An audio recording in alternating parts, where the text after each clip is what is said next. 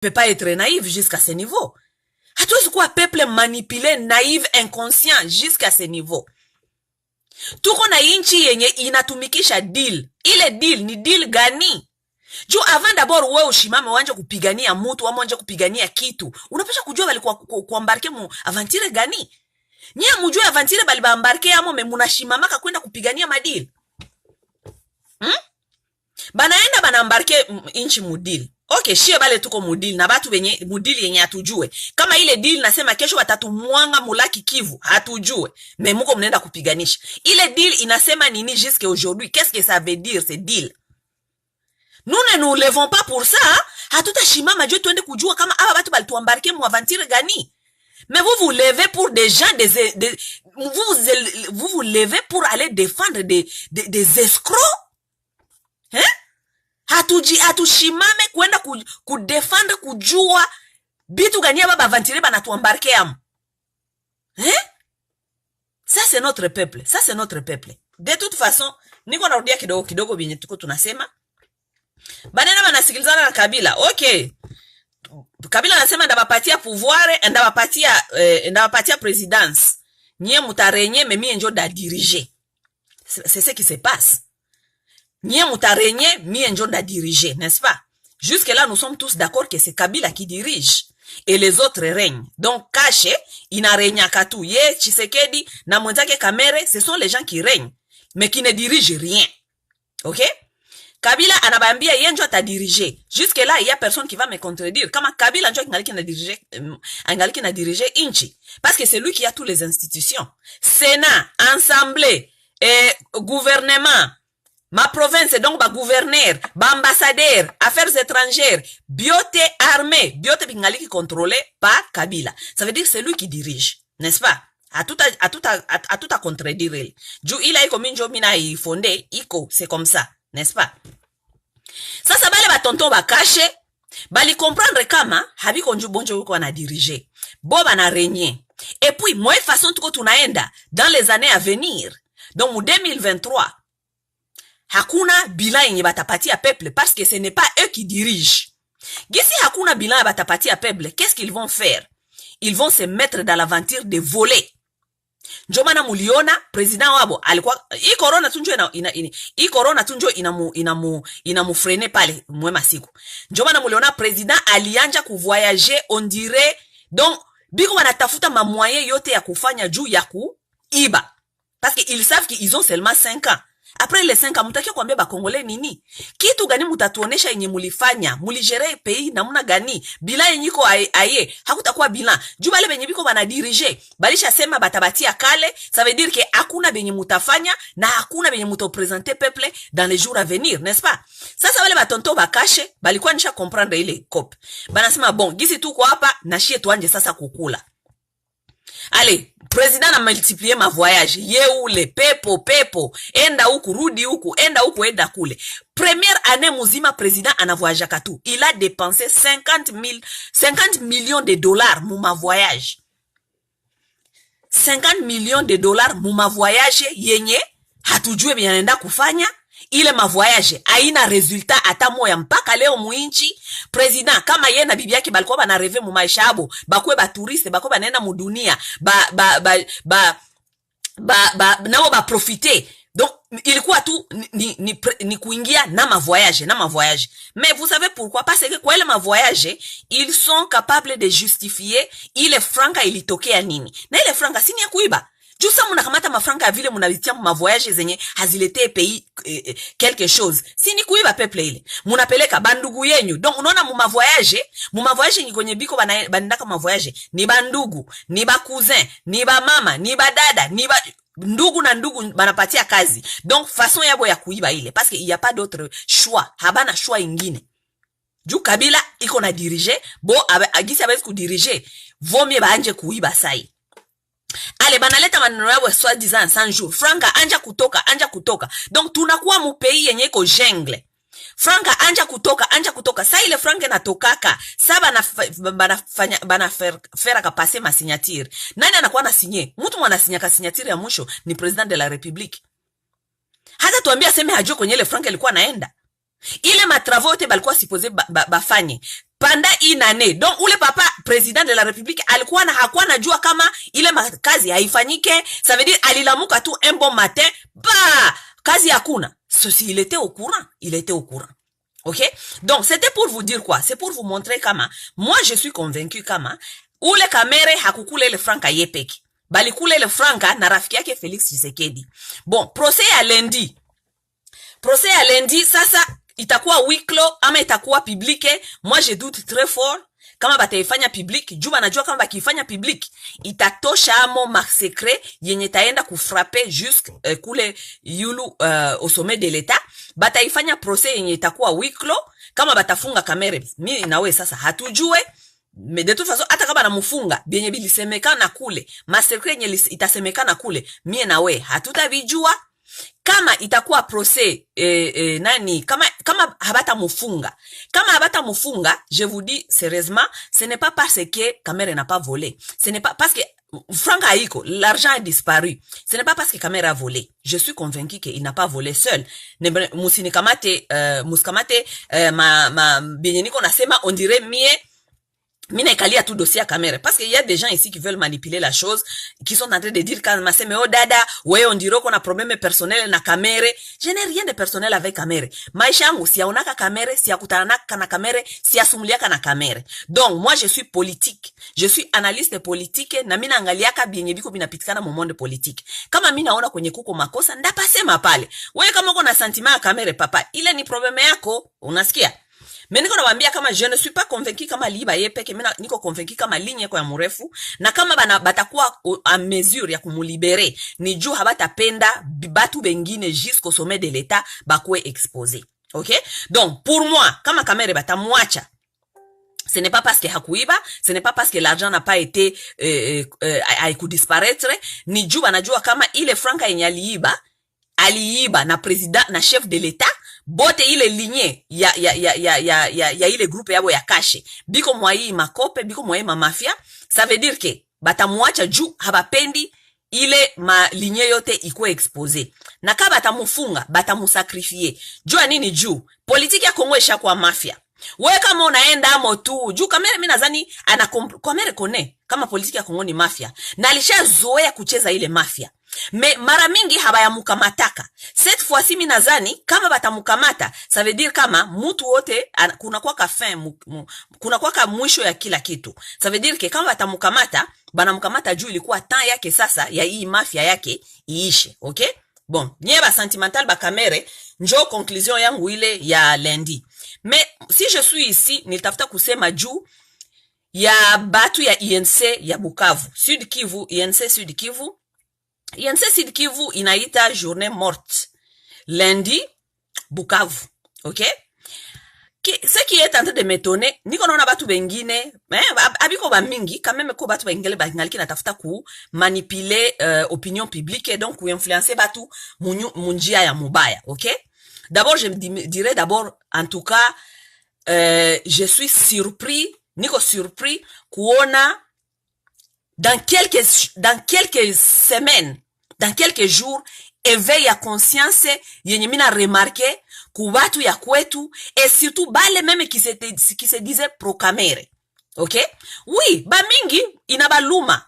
Jou parce que vous l'avez tellement défendu, vous avez tellement cru à ces messieurs. Ça se comprend que mukwe déçu ku niveau yenye hamupendi kulashe. C'est ni fidélité ile, je comprends votre attachement. OK? Mais tuko tunatafuta kuangalia kutosha ile attachement na kutia logique vrai. Nous devons rester dans le vrai. Kama tunapenda vraiment kwetu kuchanger bitu bikuwe bien kwetu, tunapasha kubakia dans le vrai. Hapana muzima sentiment. Nyepeke muangalie situation ya kwetu gisi kwetu kuko leo. Jua nini bandugu? Ni juu ya hii sentiment. Tunapenda tu kukuvrire kitu, kukuvrire vitu ya nyote ya mubaya. Banasema kama mavi hata kama ukikuvrire, mais itabakia inanuka. Ça veut dire malgré tout tunakuvrire bêtises za kwetu, mais kwetu kuko kunanuka juu kuko mavi, kuko batu benye biko bananyamba chini. Ça veut dire à un certain point nous devons avoir le kilo ya kusukula ile mavi kuimwanga kuwese na kuambia batu benye biko bananyamba vile, utuambia hapana, haiko hivi. Courage vraiment kuona bakakangu bengine benye mina onaka pa biko vraiment ba pro Kamere bananja kuchanger langage. Bananja kuchanger langage jua nini? Ba mingi biko banasema aseme de toute façon tuko tunamu défendre, ce n'est pas une mauvaise chose, mais hakuna bienye tutakufia yako. Juu hakuna, sasa banaona ma situation ya kwetu, sasa banaona unawambia seme bopeke bananja kukomprendre aseme hakuna bienye tutakufia yako. N'est-ce pas? Mutakufia nini kakangu? Kakangu mutakufia nini? Shebote hapa tuko ba refugee kimbiaka batu ba mingi balikimbia ma refugee munakimbia kwenyu. Okay? Munaendelelea na kuendelelea juu kwenyu hakuko bien. Mutendelea mko mna defendre batu venye biko wanaharibisha mpaka leo mko mu refuge. Hapana.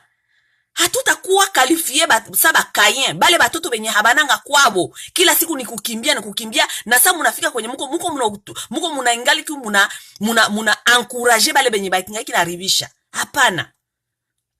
Turudishe conscience, tutoshe masentima, tuanje kugere probleme kama probleme. Batu be banafanyaka ma loi bataba expliquer hivi kumasomo barabafundishaka si tu veux vraiment résoudre un problème unapasha kuseparer sentiment na problème. Juu ukitia problème ama sentiment hautaiona tena problème. Itakuwa tu ase unaona dada tuache tu, unaona ule ni baba yetu, ule ni oncle yetu, ule ni nini. Mais kama unatosha sentiment mu problème, utakuwa na mesure ya kugérer d'abord problème, kuiresoudre na munaendelea.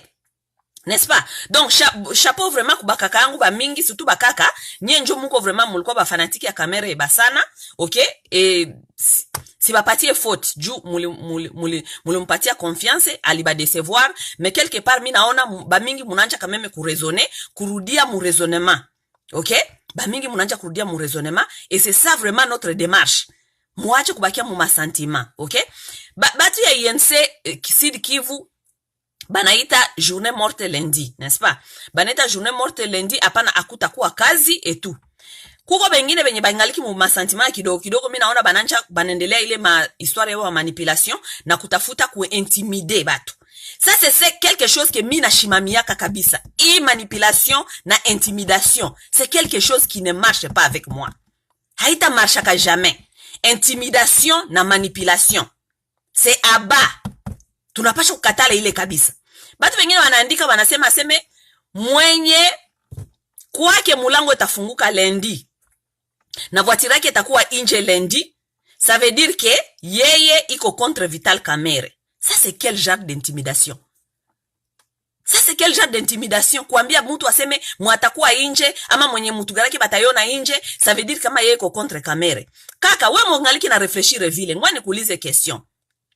Mwai depuis Kamerhe alianjaka politike mwai vyote vya Kamerhe. Jungu mnasema niko nasema Kamerhe. Meba mingi munaitika seme leo kama kuko vraiment soit disant politicien mwenye iko na representer kwenyu ni Kamerhe. N'est-ce pas? Njo vile munasemaka. Bo kama ifo kukuwa nampatile exemple, pourquoi pas? Juba mingi sasa mnapana example Kamerhe mko mnasema seme dada kwa nini tu namkwama yenjo representation sahi soit disant ya politique. Tumpane exemple yake. Depuis plus de 20 ans Kamerhe iko politique. Kaka wewe mwenye uko nasema seme mwenye akienda leo nje ataonekana kama iko contre Vital Kamerhe. Wewe ushabigania moni. Uliganya kama vile vya Kamerhe yako ni. Hakuna. Wewe uko pale hauna kazi. Peut-être hauna kazi. Juu kongolewa kila siku anakuwa na vivre moto du jour. Okay? Chômage kwetu iko ku combien de pourcentage ya chômage kwetu iko ku niveau ngapi? Batu ya kwetu basha bafanya ba mandia. Les gens vivent dans la mendicité. Kama hakulomba, hakufanya kuitaita watu ya Bulaya haezi kula. Okay? Ukisumulia na mtu muafrika ni maprobleme tu. Donc kila saa mtu Afrika kuita haezi kuita juu musumulie, muko bandugu, muko barafiki, musumulie kwanja bitu. Non, ni kila siku ni kukuita tu ni maprobleme. Ça c'est un peuple qui vit dans ce genre de conditions. Ni ba mandian, c'est ça. Kulomba ni mandiacité. Donc batu bana vivre vile kila siku.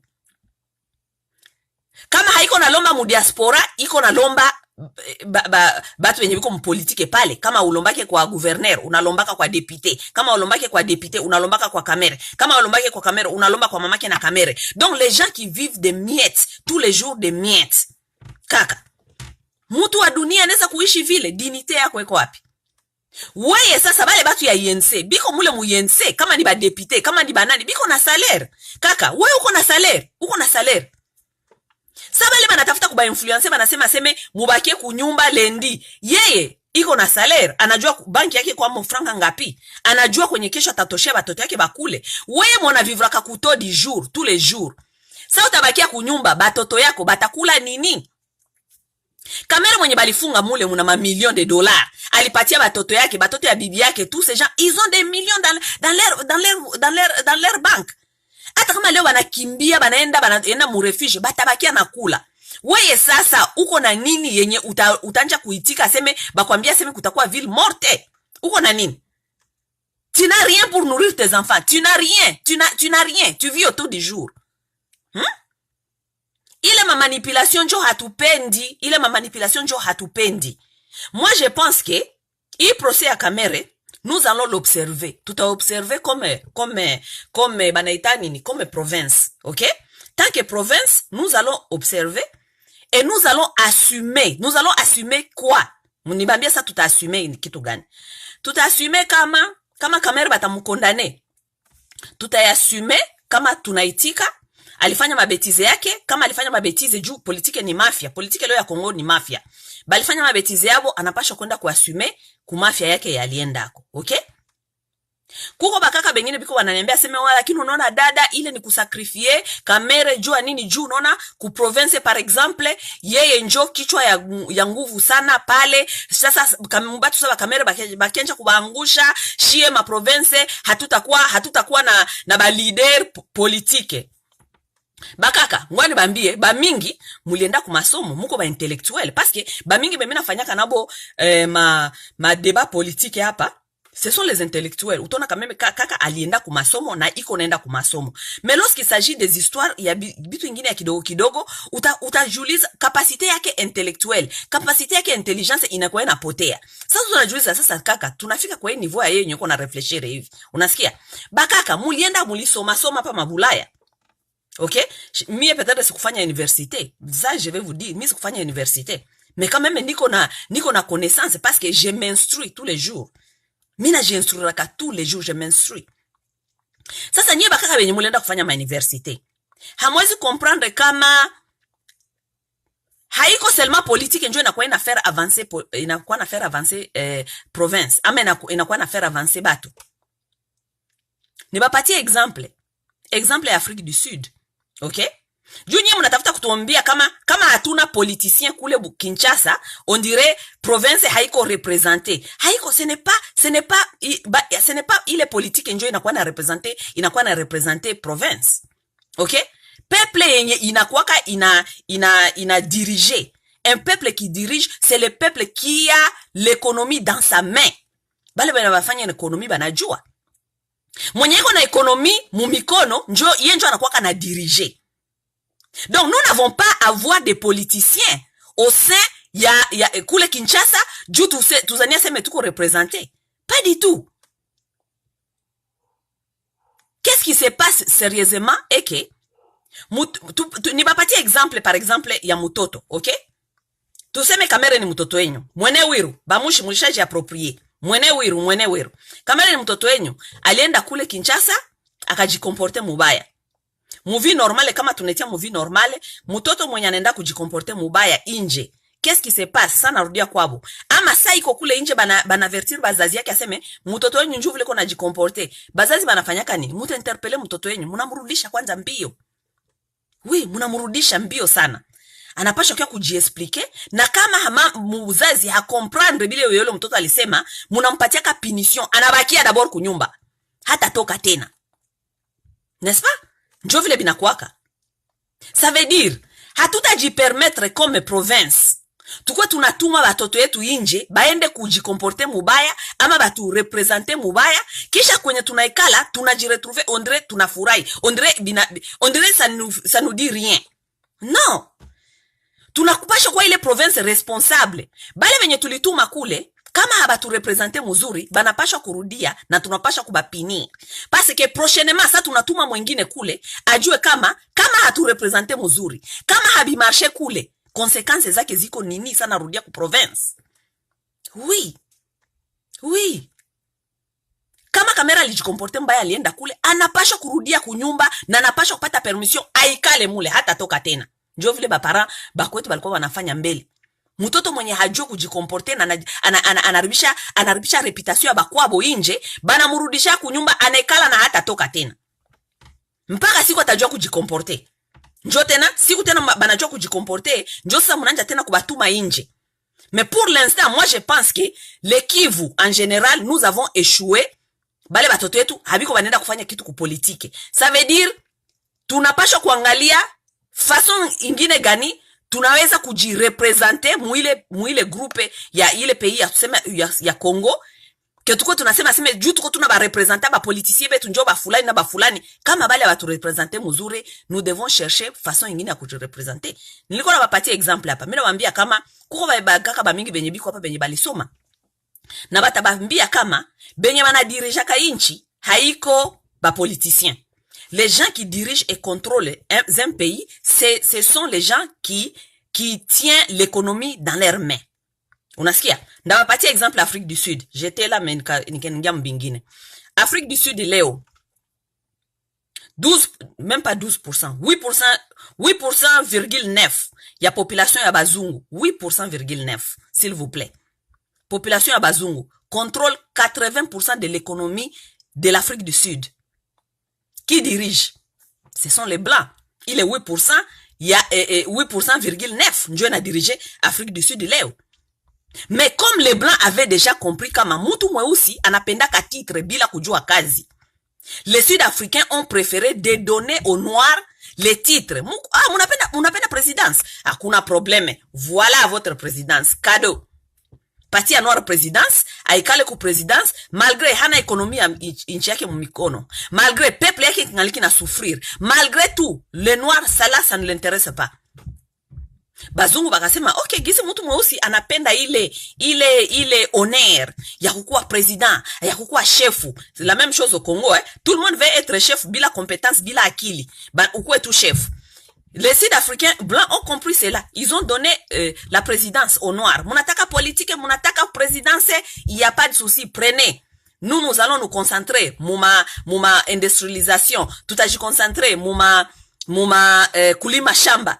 Regardez mashamba leo zote zenye ziko Sud-Afrique. Ni za bazungu. Beusi biko munini? Biko mumafitilité. Biko mumabitu ya pouvoir, président, je ne sais pas. C'est maintenant que même les jeunes Sud-Africains ont maintenant compris comment, tuko na inchi, mais hatuna inchi. Parce que les gens qui tiennent le pays et qui contrôlent tout, ce sont les gens qui contrôlent l'économie du pays. Maintenant, njo manaona ile groupe ya bamalema sasa ilisha shimama, bananja kulomba economical freedom. Ça veut dire amwezi kututa tolo wina banasema kasema mko na jipigania kifua, aseme mko na inchi yenye amu contrôler économie.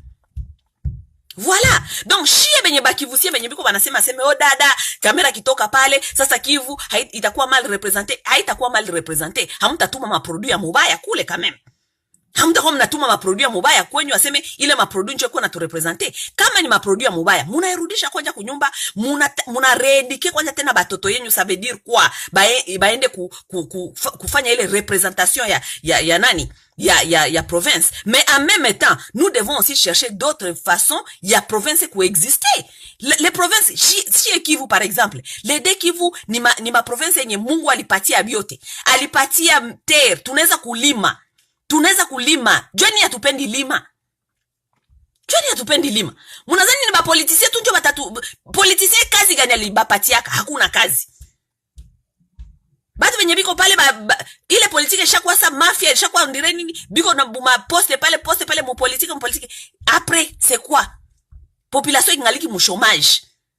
Mais nous pouvons cultiver. Ujambe bakivuse cultiver basi libine bitu ya shamba, bitu ya zamani, mais mutakula nini? Haiko nyi wote njo mtenda kukala mu maville. Haiko kila mtu njo ataenda kutafuta seme kazi ya biro gani haikuwake. Juu munazania kaseme mzungu alibaletea masomo, anabaletea masomo aseme yo unasoma kisha kesho unaenda muvile kutafuta kazi. Le travail là n'existe pas. Parce que vous ne créez rien. L'homme noir ne crée pas. Il va chercher le travail qui n'existe pas. Quasi imaginaire. Nous pouvons cultiver. Tunaweza kulima. Mtu mwenye ko Ijwi pale ule mumwaprendre gisi gani anaweza kutrete anana yake, gisi gani anaweza kucultiver anana, kutransformer anana, kuifanya mpaka ikuwe jus d'anana. Tout cela comme ça tu industrialiser pale Ijwi ikuwe vile ya jus d'anana. Non. Ni ma politique tu yenye hailete kitu hata moya mu province. Tukishapata wapapa yetu banekala hapa ni kusema français, akili ingine hakuna. Tunaweza kulima. Tunajua a l'époque ya Mobutu, Kivu, surtout Goma. Goma ilikuwa inakulisha Kinshasa. Mimi nilikuwa periode kiniko Kinshasa, Bukavu, Kinshasa tulikuwa nakula maharagi zinatoka Goma. Goma nourrissait Kinshasa. Ce sont des grandes villes. Leo kila mtu alishapenda kuwe haende muvile, aende kutafuta kazi kisi ya mopate kazi, bana wafanya mnakuwa batu ya jalelo ya ba politicien. Utakuta na groupe ya batu ba moya hivi balishaka abana kazi yabo tu ni kusema tu ya ba politicien, ni kusema ya politicien. Sa politicien anapita sema vie na ngai, unaona vie, unaona mie vraiment niko hapa na wewe vie politicien anakupatia ka $100. Mais c'est quoi ça? Quel peuple? Père d'une famille, baba wa jamaa, mama wa jamaa. Uko example, model wa batoto yako. Njo maisha ile yenye utapatia batoto yako example, aseme maisha njo hii, haiko ya kwenda kutumika. Busubuhi unaenda unatumika unarudia. Batoto yako banaona kama banakulaka kujasho ya baba yabo na mama yabo. Baba alishaka kuwa tu wa kumandie tu kumandie. Quel genre de peuple? No. Zile mentalite zinapasha kuisha. Tusaidiane kabisa. Mtu anapasha kuwa iko fier na maisha yake. Vous devez être fier. Hawezi kuruzisha dignité yako juu ya majalelo ya ba politicien ya haina maana, na wewe peke uko conscient kama ça ne marche pas. Uko conscient, unaijua kama politicien hakuna kwenye ko natupeleka, me unabakilia mwa ile jalelo juu balikupatia $100 $200.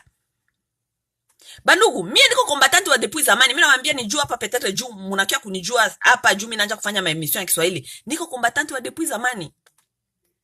Musizania sema mimi niko hapa siyapata kama offre ya ba politicien kutafuta kuniofrire, kutafuta kuniuza, niko na basemea tout cela. No. Mimi napiganiaka batu benye biko habana voix. Unasikia? Mimi napiganiaka peuple ineko diminuer, ile peuple yenye ya kidogo. Jushie bote hatuwezi kwenda kufanya kama meme politicien jalelo kama meme. Et en plus de ça, mimi nenda kufanya politicien jalelo, mimi najua kama niko conscient kama hakuna benye binatoka pale. Mimi niko namfanyia jalelo. Sina ni makosa mbele ya Mungu bandugu. Ba mingi benye mko mnafanya ba politio majalelo pale ni mko batu ya eglise, mnaenda kumisa kusali. So unafanya vile unaua ama unatengeneza. Sasa unaenda kusali kwa Mungu. Njoo maana na Mungu wenyu naye Aisha ba abandonner. Jua anajua que vous êtes dans le faux. Hautakuwa unafanya mubaya kisha unakiwa unasali Mungu, unasema bla unafanya tu es malhonnête, uko mtu wa bongo. Tu es dans le faux. Mungu alishabachoka. Bakongole banasalaka toujours nzambe ya bakongole ndenge nini wabandone biso nzambe ya biso. Me wewe peke ujangalie eske ule Mungu anapasha kubasikiliza? Mungu yepa kanajua kama mko ba malhonnête. Anasema sasa quel peuple? Na wacha anasema aba vraiment mimi nachoka. Kaya yabo haiko tena kaya yangu. Njoo maana vile mulisha bakilia pale. Bandugu, tujue kitu moya. Ba politicien ba mingi, surtout ba politicien betu ba africain ba mu Congo moi masiku. Un politicien c'est quelqu'un qui va d'abord chercher ses intérêts. Les hommes politiques ne sont pas des hommes d'état. Haiko saba le ba Lumumba benye balikuwa banajisacrifier kukufa juu yetu leo. Pas du tout. Angalia le ba politicien benye tuko nabo Kivu, surtout Kivu. Angalia bale ba politicien benye muma façon yenye Kivu iko leo. Ce sont les gens qui sont même incapables de tenir des discours pour vous dire la vérité de votre province. Batu benye biko incapable ya kushimama kubambia discours yenye ya problématique seri ya ukweli ya province. Est-ce que ça ce sont des hommes politiques? Iko naogopa nini? Sasa unasema sasa unatafuta kuwa leader wa batu. Upeleke peuple moya hivi quelque part. Jua mingi mnanja kujizana leader, kila peuple kona besoin ya leader, iko besoin ya Moïse. Mais est-ce que ule leader iko na bambia ukweli malgré le ukweli inamuexpose. Non, non, non, non. Les hommes d'État banaume abakwake tena. Hakuna banaume sa bale ba Lumumba. Juu Lumumba, kama Lumumba alikufaka batu bamingi banajidanganya kase juu ya independence. Lumumba kufaka tu juu ya independence parce que Lumumba avait déclaré bile benye bengine bako banasema à haute voix. Lumumba alisemaka nous voulons l'indépendance économique. Njoo bilituma banaua Lumumba ile. Haiko ile independence mtatupatia ya bongo yenye tutakuwa tunalupei luko tusa lu carton luko vide. Lumumba avait, il a décidé parce qu'il savait que pale kulikuwa danger, mais akaisema de toute façon. Nous voulons l'indépendance économique. Tunapenda ekonomia ya nchi yetu ikuwa mikono yetu. Hamuta tupatia tu luinchi tu hivi luko tusa lu carton, batu benye banaishi mwa nchi abana kitu, sheba politicien tunakuwa ba marionnette ya ba impérialiste, bakona tupatia tunakula, bana tupatia tunakula, mais peuple yetu kungaliki na souffrir. Mais ça c'est quel genre de politicien? Genre ba politicien gani ile? Benye bezi kubambia discours vrai malgré iko na ni discours yenye iko na risque. Non. Bale ba politicien ni batu bakwenda kujitafutia bopeke na kutafuta maentere ya bopeke. Na njo maana hababambia ke verite. Bana prefere mubakie vile, mubakie mu inconscience, mubakie buduru vile mu masentima, abaisi kubambia. Juma najua kama bakibanja kubafungula mecho na mutanja kubakestionner aussi. Mutanja aussi kubakestionner. Nous devons nous méfier des politiciens. Nous devons nous méfier des politiciens. Ce sont des escrocs. Ni ba escrocs. Batu benya batu peleke fasi. 60 ans après l'indépendance, regardez là où le pays se trouve. Mwangalia kwenye ile nchiko. Juu ya ba politiciens. Batu benya habana discours honnête. Kila siku ni kufaire batu vivre na ma espoir. Kila siku. Mais ne vous inquiétez pas. Je tokyo kubambia vérité bandugu tutabatosha kameme mwa ile inconscience yenye ba politie balibalisha mo pendant 60 ans. 60 ans ya kubalalisha busingisi. Tunapasha kumalizana na ile maneno. Juu tukiendelea na supporter ya babatu, shie peke njo tunajitafutia maneno na nous sommes d'abord tuko banaita nini? Tuko banaitani banasema nini? Shie peke njo tunajitafutia wenye tunajitia mona ba politicien. Shie peke. Juu shie njo tunaba accompagner mwa hivi yenye biko natufanyia. C'est nous qui les accompagne. Shie peke njo tunaba accompagner. Nous accompagnons ces gens. Juu kila mtu sanida kwa accompagner politicien, iko naangalia ma intérêt yake yepeke personnel. Alors que peuple, communauté, société, haievoluwake ma intérêt personnel individuel. Communauté, société, inaevoluwaka mu intérêt commun. Kitu gani il faut tupiganishe juu shie bote tukue bien. Oui, shie bote tunaweza kuwa bien. Ce n'est pas veut dire kama shie bote aussi tutakuwa na maisha ya namuna moya. Mais quand même, shie bote tuone kama tuko mu niveau moya ya maisha eke. Kila mtu anaweza kupata kameme ya kukulisha mtoto wake busubui ama mangaribi. Haiko tuko makominote yenye batu wengine kukula leo inakuwa akipata leo ajobe atakula kesho, ajobe atakula kesho kuto. Non. Communauté, société haiezi kuevoluer namuna vile.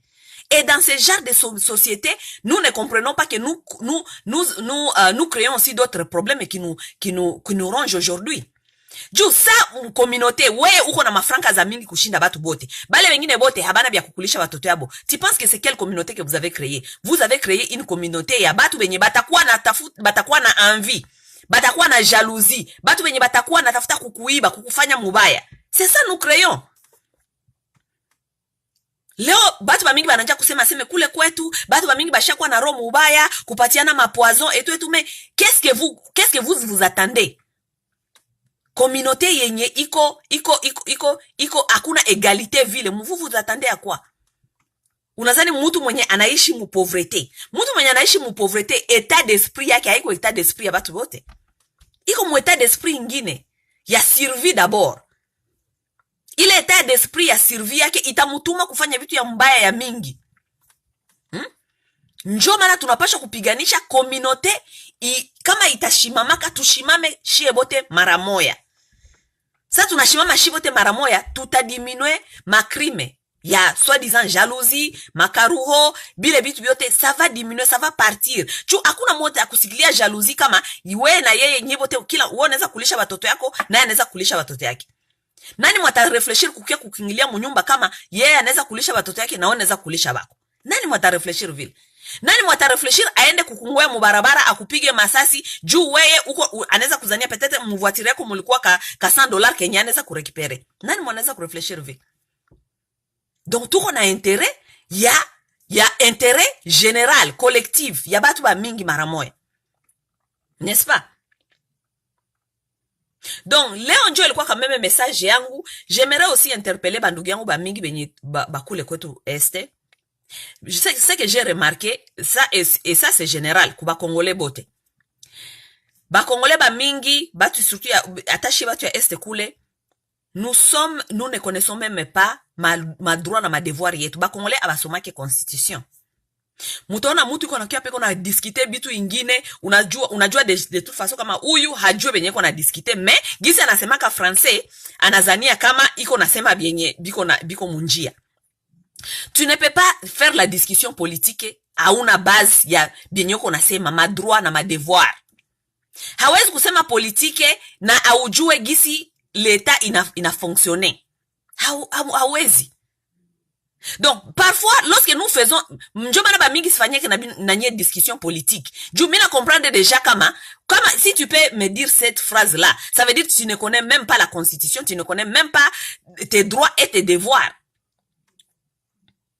Donc, moi, je vais d'abord vous appeler kuba ita, bandugu. Kama tunapenda kusauver aussi pays yetu ama kule kwetu, tunapashwa aussi kujitia, kusoma constitution, ma droit na ma devoir zetu. Juu kama haujue droit zako, uko napigania nini? Uko napigania nini? Par exemple, ndabapatia article moja ya constitution, okay?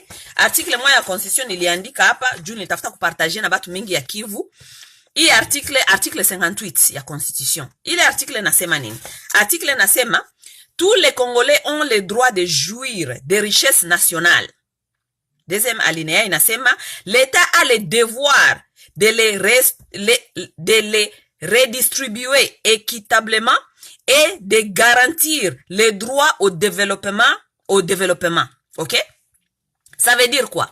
Ça tunatafuta kushimama kwenda kupigania ba politiciens benye balitupie. Benye baliiba inchi. Mutu moya anakamata 1 million. Tshisekedi anakamata 50 million anaidepenser mu voyage. Yenye haina maana 50 million ya ba Congolais. Okay? Ile pays ni yetu shibote. Bile benye binatoka chini ya budongo, ma coltan, ma or, ma diamant, ma cobalt, tout cela, ça nous appartient à tous. Haya appartenir na mutu. Bale ba politiciens benye munatiaka pale, ile politique banendaka pale ni gestion des choses publiques. Donc tunabatumaka kukazi. Bale ba politiciens ni batu yetu ya kazi, on les envoie au travail, ils doivent travailler. Chienjo tunabapatiaka salaire. Donc ça biko banatumika pale, tuko na droit bakye kutu rendre compte ya bienye tulibapatia comme travail balitumika ye na banapasha kujustifier franka yetu inaendaka namuna gani. Ça veut dire ce pays là nous appartient à tous. Bile biote binaosha mwele pays, ile biote binatoka mwile sous-sol, ça nous appartient à tous. Mie na wewe kila mtu kona dolari zake kama ni 10 ni 15 na 16. N'est-ce pas? Bon sasa zile dolari zetu zenye atuonake. Juu constitution iko clair. Tous les Congolais ont le droit. Inasema droit, iko droit yetu. OK? De jouir de richesse nationale. Donc tuko na droit ya kujouir ku richesse nationale. Haiko mtu moya njoo atakuwa naiba mamilion, anatuiba franga yangu na weye yenye hatuko tunaweza kujouir nayo. Juu saba naiba ile franga ni yako na mie. Franga yetu ya coltan, franga yetu ya cobalt, franga yetu ya or, franga yetu yenye kwenye fasi yote kuna exploiter ile pays kwenye batu local abaone abapate ataka intérêt kabo. OK? Donc, nous devons nous mettre debout pour dire à ces gens qui nous volent cet argent qu'ils ont violé l'article 58. Du chi à tout jouir. Nous avons le droit de jouir des richesses nationales. OK? Alinéa 2, l'État a le devoir. Munasikia, sasa njo devoir ya l'État. Juu sa shi tunakiaka kusema seme, bayibi biso mbongo, balituiba franga, Munazana tunasemaka tout dans les vides. Non, c'est notre argent. Parce que c'est écrit dans la Constitution. C'est notre argent. L'État a les devoirs. L'État n'a devoir yake. Quand l'État a fait devoir yake, nous devons nous lever pour dire que l'État n'est pas en train de faire son travail. Oui. L'État a le devoir de les redistribuer. Ça chie gisi ya batupati yake. Hai redistribuer ile. Donc, il fallait d'abord l'État qu'on a tupatia chèque. Ok? Baneza kutuambia seme, oh, franka, ma or zilishuka bei, tout cela. Bon, gisi l'État hakwena redistribuer ile kutupatia ma chèque. Juu ma pays zingine, sama Saudi Arabia, Arabie Saoudi, banapatiaka ba citoyen ma chèque. Juu petrole na uzishuaka kule, ni petrole yabo bote, na banapasha kujiredistribuer franka yote. L'État napatiaka banabaita banani Saudi Arabia. Batu ya Arabie Saoudi, l'État na bapatiaka chèque, ma chèque zinakuyaka kwabo. Bon, sasa na shie constitution natuambia kama l'État doit les redistribuer. Donc l'État napasha kutupatia na shie par yetu. Et puis équitablement, napasha kutu redistribuer équitablement et de garantir les droits au développement. Ça veut dire, l'État anapasha kugarantir droit ya développement. Ile droit de développement, sasa ile franka yetu yenye l'État atupati yake ile sasa. Normalement, mu mapays zingine développé. Njo naonaka sasa ile franka l'État anaitia mu éducation, anaitia mu santé. Ça veut dire, unakuta ma pays développé, l'État nakamata ile franka anaitia mu masomo iko ofele, donc batoto banasoma gratuitement, unakuta ma hôpitaux, santé iko gratuit, juu ni franka yetu, yenye naenda mu ile développement. Sasa nyie, kwenyu, bale batu yenyu, bakisha mu politike mule, bananja kufanywa ndire, bonjo banakuwa ba chef, banakuwa ba mungu. Nye munacha kubabudu kila siku. Ah, vraiment, ule, grand mutu, politicien, mais iko na kula franka yako, c'est ton argent. Moi et toi, et lui, l'autre, il nous vole. Iko vraiment équivalent, mutu anakuya kwako, anakuiba biako, kisho unanja kuseme iko grand mutu. C'est la même chose. Ce sont des gens qui nous volent. Banatuiba. En plus de ça, non seulement banatuiba, banatu privé aussi na madroit yetu ya développement. Banatuiba yao. Angalia par exemple ma province ça, tuko tunasemea pa par exemple Sud Kivu. Sud Kivu leo inapanaka 60%, njo inatokaka mu province inaenda Kinshasa. Donc province recette yote nafanyaka, province inabakiaka seulement na 40%, 60%, ya recette ya province inaenda Kinshasa. 60% inaenda Kinshasa pour faire quoi là-bas? Inaenda kufanya nini? Hakuna. Comment est-ce que nous pouvons donner 60% à Kinshasa tandis que chez peke tuko na ma problème ya mamugezi, angalia leo Uvira gisi iko. Donc les provinces, je ne sais même pas province kama iko na banaitaka nini? Iko na programme, iko na banasemana ilijidotaka budget ya catastrophe naturelle. Parce que ça, ce sont parmi les problèmes du province. Tout qu'on a un problème à ma mugezi ni ma catastrophe naturelle. Est-ce que province iko na budget ya catastrophe naturelle? Juu sama problème za hivi zinatoka za mamai, batu biko inje, province kameme iko na budget yenye inaweza kukuya au secours ya urgence. C'est ça, vous devez vous lever pour aller savoir. Juu maleta za mingi, ma pays za mingi zinakuwa na ile budget. Inapasha kuwa. Ile budget inapasha kuwa mu mapays zote na ma province zote. Budget ya catastrophe naturelle juu amwezi kujua venye bitatokea. Mbo sasa bandugu kule, Uvira kule batu biko inje, biko wanalala inje, manyumba zilizama, tous ces genres de problèmes nye amuone, munatafuta njo mufanye ville morte lendi, juu ya seme ya kusutenir kamere. Ulie muende kuuliza d'abord gouvernement provincial, qu'est-ce que le gouvernement provincial ana prévenir juu ya Uvira? Batu biko inje, budget ya gouvernement provincial iko wapi juu ya catastrophe naturelle? Budget iko wapi? Tout ça, ça ne vous concerne pas. Ça ne vous concerne pas. On a peuple kwenye inconscience iko. On a peuple kwenye inconscience iko. C'est ça qui doit vous préoccuper. Vos droits. bitu venye biko droit zenyu juu amujue droit na mujue devoir, bitu venye biko droit zenyu munadiignore, hamubijue. Mais mko mnatafuta kwenda kupigania batu. Ça devient les histoires de se battre pour les individus. Tutoke mu ignorance, tuanje kuaprendre kabisa, tuanje kujua bitu gani tutanja kupigania na bitu gani hatuwezi kupigania tena. Okay? Bitu gani tutaanja kupigania na bitu gani hatutapiganiaka tena. Mwenye alifanya betize yake atayasume yepeke. Tusidanganyike kusema seme Kamere njo basi njo mtu mwenye iko na turepresente kule, njo basi kama haiko tena kule province haitakuwa represente. Province inaweza kuwa represente mu mafason zingine. Nous n'avons pas seulement à être politique. Nous n'avons pas à être politique seulement. Non, province inaweza kujirepresente mu mafason ingine. Tuko na opportunité ya kufanya mashamba, tukue economiquement fort, tusiko tena na depende na Rwanda na Burundi, kukulea kule ma Rwanda na Burundi, musiko tena muna depende kwenda kununua mpaka tomate leo bakivusia mananja kununua tomate Rwanda. Hamwezi kuproduce tomate. Kwa hiyo hatuwezi kuproduce tomate. Tunaweza kufanya agriculture, tuko na budongo, tuko na espace, tuko na bile biote.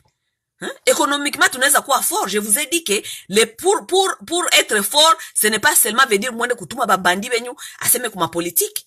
Nous pouvons être forts mu mafason zingine économie. Tuangalie kisi tutagusa kote économie peut-être par exemple.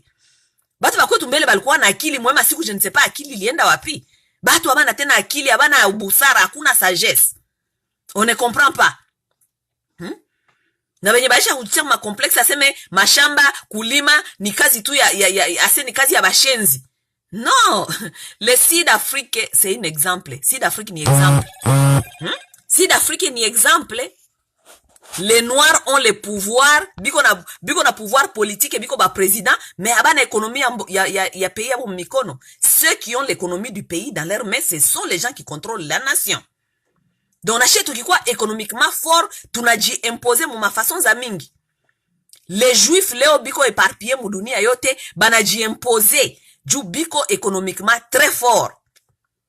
Peuple nyeko économiquement très fort ni peuple yenye na diriger. Haiko aseme muende tu aseme mutume kama batu aseme bakwe ba politicien ama nini na nini. Non non non, pas du tout.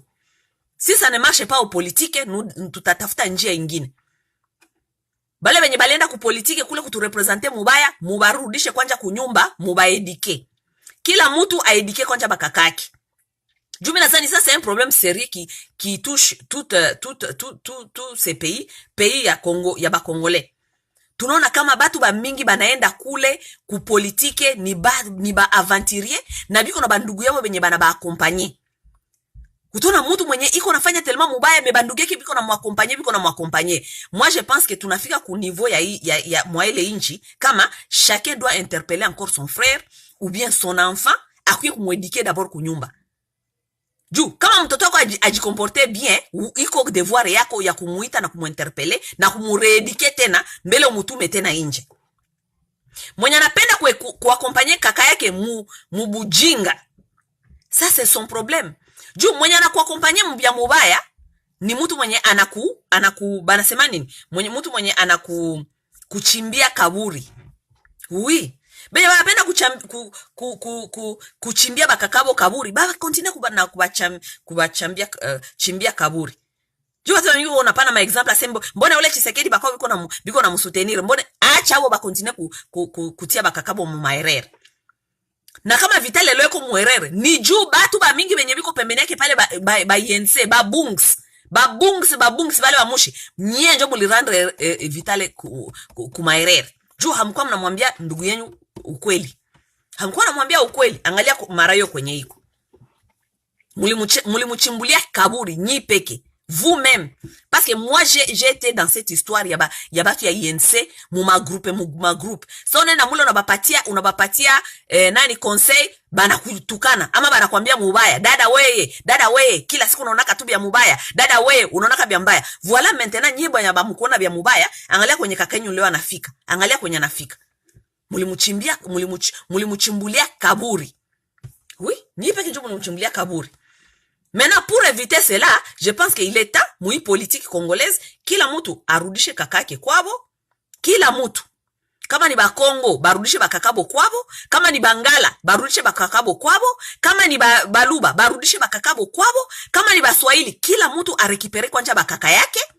Abaredike tena. Kila mtu airudie mu communauté yake, aseme verite mu communauté yake, tuangalie qu'est-ce qui n'a pas allé. Kila mtu arudie mu communauté yake. Kisha sa kila mtu alisha tengeneza mu communauté yake, pale njo tutanja kukomprendre kama bat kaka yetu balisha comprendre. Sasa maintenant nous pouvons les relâcher, barudie tena kule tuangalie sasa bingine benye batafanya. Oui. Mais jusque là, tout a renié, en tout cas, bile mambo ya ba kamere, bile betu ya ba mwizi, bile bitu tout ça, nous ne nous associons pas. Hatubijue, habituangalie, que chacun répond à ses responsabilités. C'est ça que moi j'allais vous dire aujourd'hui. Munasikia? Donc, lundi, kama itakuwa, aseme itakuwa, procès ya kamere lundi, tungoye, tuangalie bitakuwa à partir de pale njo tutajua comment est-ce que nous allons avancer. De toute façon, moi je connais comment est-ce que nous allons avancer. La façon, moi je pense que nous devons avancer, nous devons nous ignorer de ces politiciens aventuriers. Ok? Nous devons comprendre ma façon namuna gani ingine yenye tutaweza kuparticiper, kufaire avancer ile ma province bila kujiconcentrer tu kwa baba politiciens. Nous devons réveiller la conscience de ces peuples qui est yenye iko abandonné. Peuple yenye balisha ba abandonné kama mujue kama mnakuwa abandonné. Muko pale. Donc peuple abandonné. Peuple balisha bapatia ba commanda ba mavile ba soda ba Nyarwanda bote biko pale. Donc un peuple qui est contrôlé. Hamujua kitenda bya kusema, muko tu pale oh basi dada, hatuwezi kusema. Basi hapa ukisema banaweza kukuua. Basi dada. Peuple ya ville. Nous devons étudier comment est-ce que nous allons sortir ces peuples dans ces cachots là. Il est cachot ni balisha kubatia amo. Juu wale ba politiciens nyu habata ba faire sortir mwele cachot. Kila siku ni kuya kuba exploiter. Ils viennent là-bas pour vous exploiter. Babambie bongo, babapatie ma promesse, baende, mubapatie vote. Banakuya, banaleta ma promesse, munabapatia vote, banaenda, banabaacha. Kisha kesho, munabaona kule biko deja Rwanda. Aseme ni James Kabarebe ni bakaka yabo. Tandis que James Kabarebe sa alikuwa na uwa kwetu. Vous vous rendez compte? Vous vous rendez compte? Tutatoka mwa esclavagisme. Ya ba politicien na ba Nyarwanda. Ça je vais le dire clairement. Tutatoka mwa esclavagisme ya ba politicien benye biko bana comploter na ba Nyarwanda. Tutatoka mwabyo. OK? Il faut seulement kukuwa na courage ya d'abord kukatala bale ba policiers benyu. Parce que les gens qui viennent vous maltraiter là, bana pitiaka munjia d'abord ya bakaka yenyu. Ils passent par le chemin ya bakaka yenyu. Mtu haezi kutoka inje na kuya tu mara moja kukuanvairi kukufanya mbaya. Hapana. Anapasha kukomplote d'abord na mtu mwenye anaweza kukuconvaincre wewe. Kama leo tuko gisi tuko ni juu bale Banyarwanda balisha jua kama mnyie muna croire sana kubale ba politie benyu na bo banaweza tu kununua tu bale ba politie benyu na bubitu kidogo na bale ba politie benyu batakia kuba convaincre na mubuduru. Oui. D'abord, d'abord tu libérer, il faut d'abord nous libérer des politiciens. Juu tukijilibere na ba politicien na tunajibelibere na Banyarwanda. Juu hatutasikiaka tena bale ba politicien. Bale ba politicien banatuleteka bongo juu Banyarwanda balisha banunua bale batu bote. Kuna mtu kuna kwambia province aseo dada t'inquiète pas. Unaona nous devons seulement apprendre à vivre avec la paix. Les Rwandais bon, ce sont nos frères. Tunapasha tu kujua gisi gani tutaishi avec la paix et l'amour. Bile benyo nasemaka pale dada ondero uko na propagager kama la haine. Ona baba duru. Ona hizi duru. Wewe uko refugee ulikimbiaka kule kwenyu kama ukupataka chance ya kupata mupanga. Uko leo Bulaya, uko nasema dada il faut tout vivre mon paix, il faut tout vivre mon paix nabo, il faut tout vivre mon paix.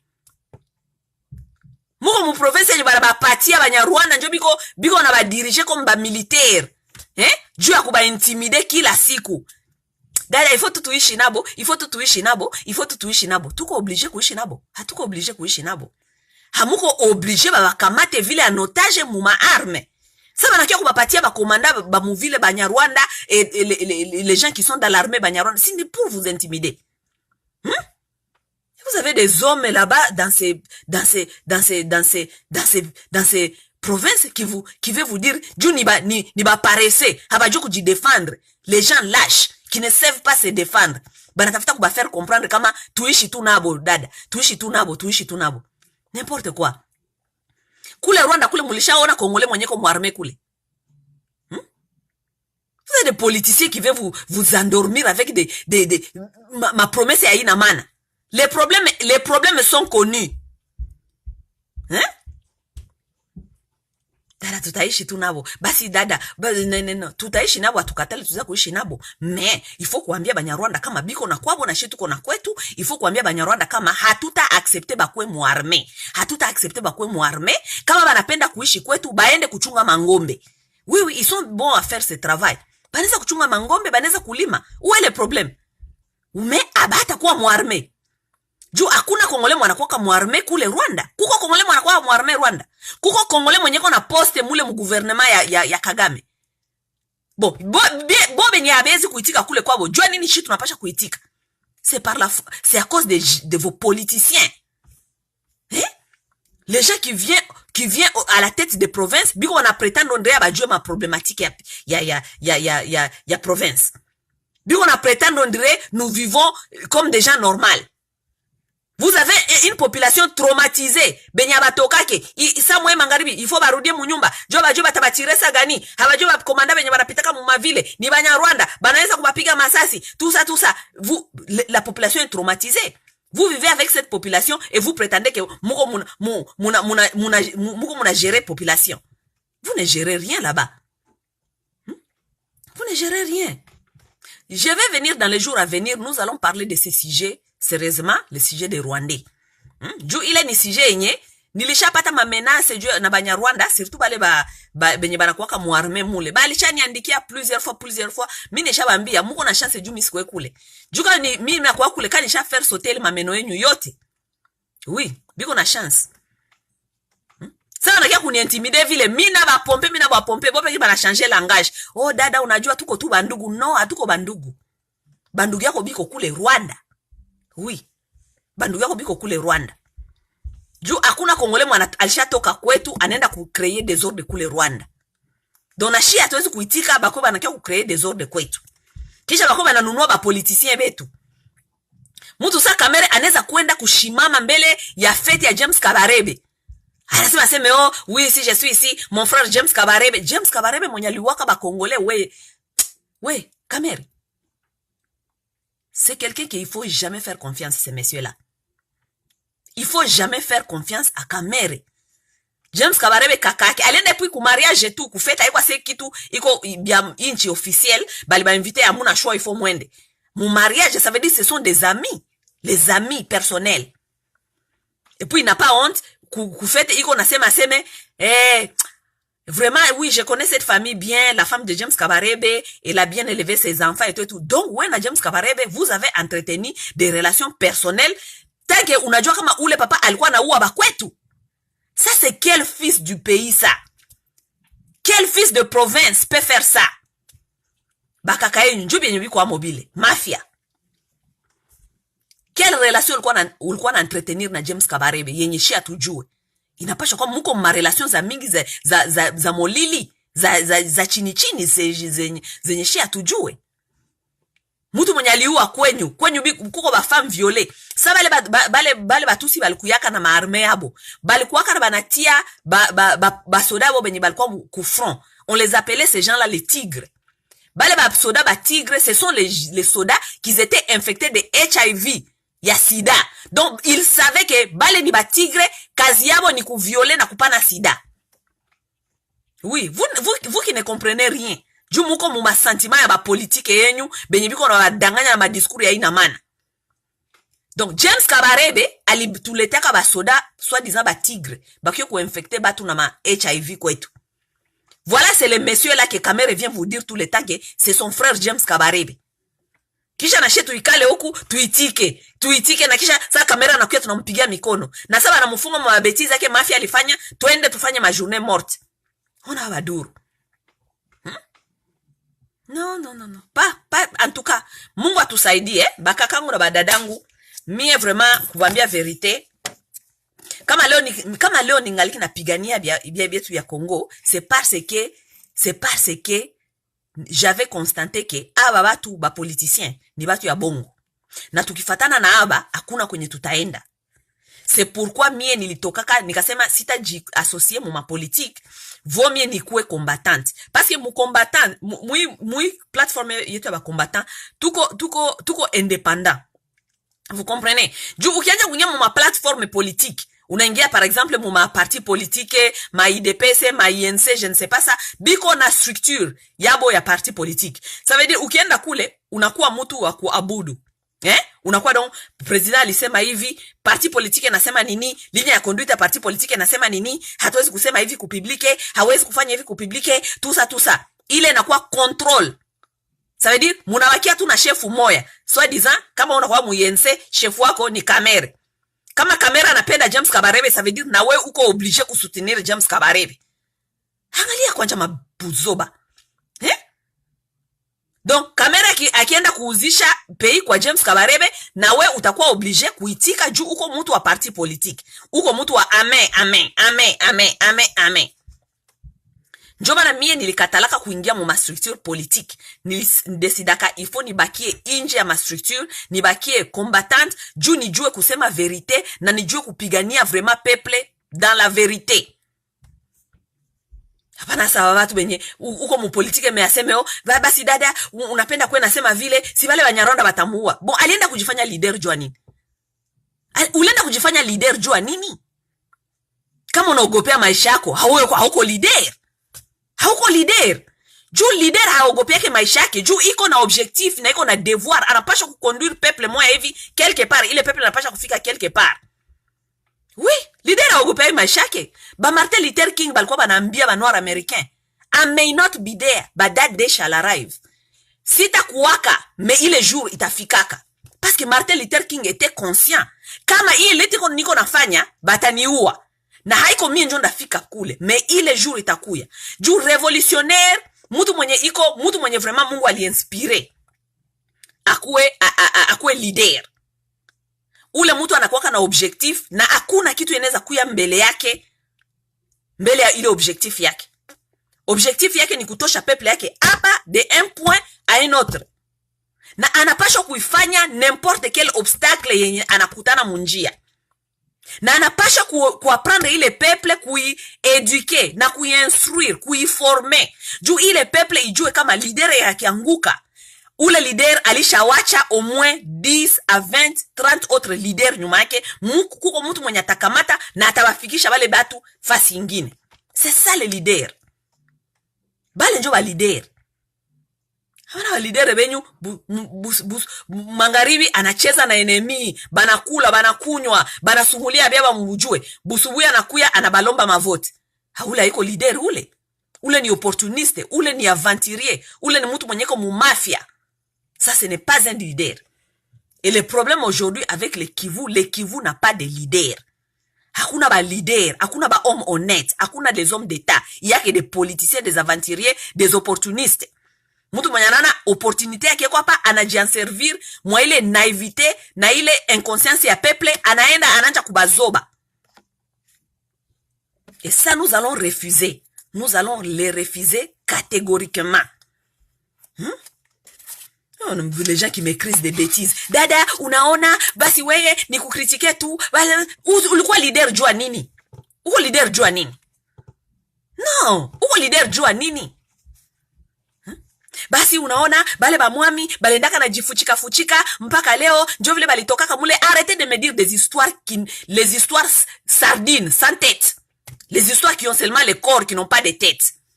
Je m'en fous. Kama leader iko mu danger. Oui, kama anajitosha akwe leader ya batu, anapasha kuitika ile danger, na anapasha kujua namuna gani anapasha kujiprepare mwa ile danger, na gisa anapasha kufaire traverser peuple yake. C'est ça le leader. Hamuta ni convaincre autrement. Siwezi kuitika. Ok? Leader anafika muvita, kama ifo arekile, atarekile, kisha anaenda kuaprendre strategie gani ingine ya kuavanse. Hata niambia tu leader, aseme kulikuwa basi danger mbele, akarudia, na njoo vile alibarikilia kule kwenye alarudia, anaekala. No. Anapasha kwenda kuaprendre strategie ingine, koma avanse. Ile strategie njo nini sasa? Hamtekala vile aseme depuis l'urekilaka, ça fait 20 ans, 23 ans, unekalaka tu kule kurekile. De n'importe quoi.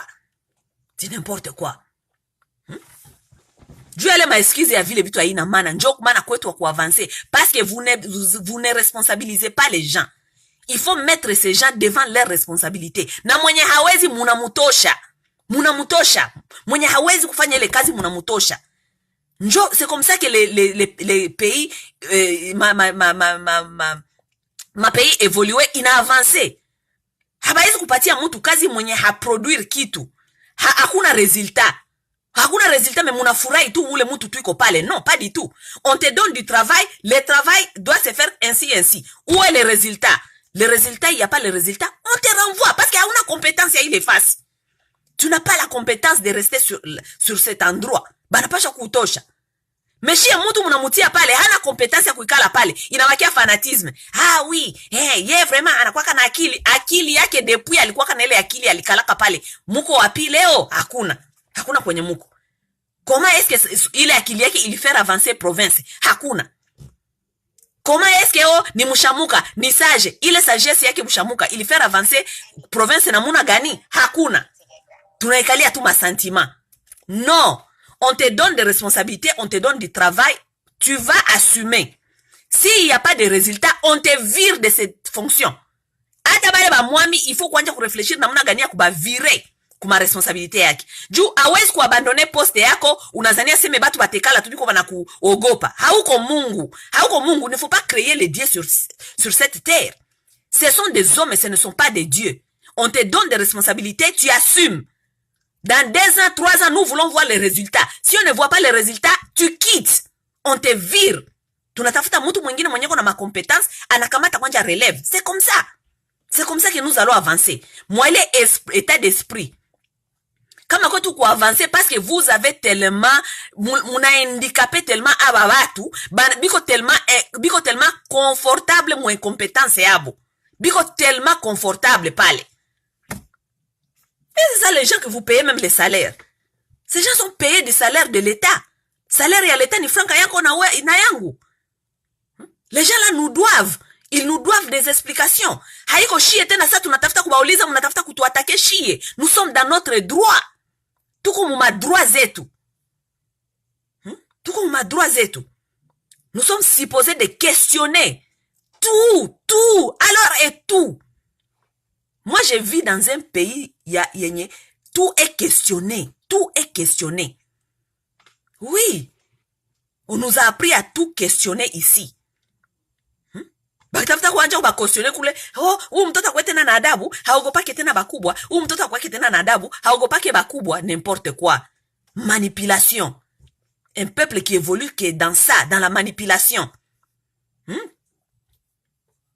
Bon, bandugu bapenzi, mimi nadhani mimi nafanya au moins 1 heure déjà tuko nasumulia hapa, nilitafuta tu kuéclaircir certaines choses, kubambia kama bale ba papa ba cash, bale ba papa ba cash, parce que pour moi na Félix, na mwenzake Vital Kamerhe, ce sont des aventuriers de carrière. Ni ba aventuriers de carrière. Hakuna benye biko wanafanya pale, hakuna. Ule Vital Onye alibambia kaseme mukibapatia kama bitakuwa kama atafanya kama Lula mpaka leo Lula iko wapi? Aseo batakuwa nakula caviar, tutakuwa nakula makuku. Kuku, atali ya kuku, est-ce que tunaionaka? Lula, nous allons transformer ce pays en Lula. Nous allons faire ce que Lula avait fait. Nous allons transférer ce pays en Belgique. Muko apile mpaka leo. Kamerhe akitoka mule mu prison, kama batamutosha. Juu nishabambia kama kuko possibilité batamutosha, kama alimutosha ni juu ya kucouvrir ma secret d'état ya rafiki yake Chilombo. Okay? Kama anamutosha sana toka, en tout cas tutaendelea nafanya éveil ya conscience ya kuambia watu ya kwetu kama ces gens là, si Donc, tuna bachoka déjà, tusha bachoka. Ce ne sont pas les politiciens que nous respectons encore. Na hatutapenda tena bakuba na kia kubadanganya.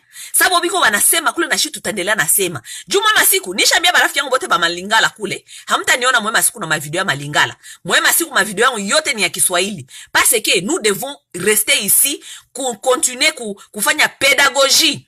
Kukontinue kueveiller conscience ya peuple yenye banabaletea tu bitu ya ma distraction kila siku, kuba distraire, kubadanganya, kumamanipuler, tout cela non. Nous sommes là, nous allons revenir. Je suis en train de chercher kwa badade tu bengine benye banapasha kwa mweve de conscience parce que d'abord moi je pense que banamuke njo batasovaka ile pays. Ça je suis convaincu. OK? Et je dis souvent à mes sœurs, il ne faut pas sous-estimer ngufu yenye Mungu alitupatiaka parce que la femme on l'a donné la force et magie moya hivi yenye elle peut faire passer le message plus qu'un homme. Juko bitu ya mingi benye mena semaka pa mena jipermetaka parce que d'abord je suis une femme. Jumi najua kama kwangu d'abord batabi hata watu habata furahi. Mais ça va passer d'abord chez moi plus mieux que ita passer kwa mwanaume. Donc femme, réveillez-vous. Levons-nous. Juu tuangalie gisi tutasauver kwetu. 60 ans après indépendance, mulipatia kabale ba papa, mukabapatia bitu ku plateau, leo tuko wapi? 60 ans après, rien du tout. Munazali mukibongeza tena 60 ans après njo bata changer. Rien ne va changer. Rien ne va changer. Juu ya kujuge mutu maisha, angalia kwenye experience yake ya zamani. Experience yetu 60 ans après. Iko wapi? Tuko wapi? Hakuna. A partir de leo hakuna kwenye batababeba.